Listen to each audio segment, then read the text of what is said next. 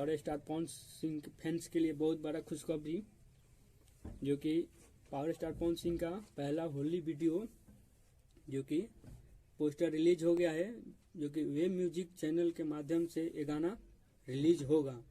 ये गाना 14 तारीख को रिलीज होगा सुबह में 6 बजे, क्योंकि ये गाना बहुत ही लाजवाब गाना है। पावर स्टार पवन सिंह का ये गाना बहुत ही बेहतरीन गाना है। और इस गाना में फीमेल सिंगर है शिवानी सिंह, जो कि नया ये सिंगर है, जो कि बहुत ही बेहतरीन गाना गाती है।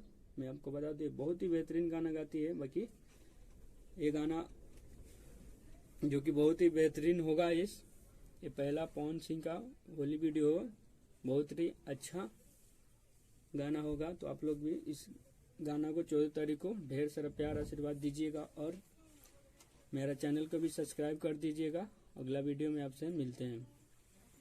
जय श्री राम।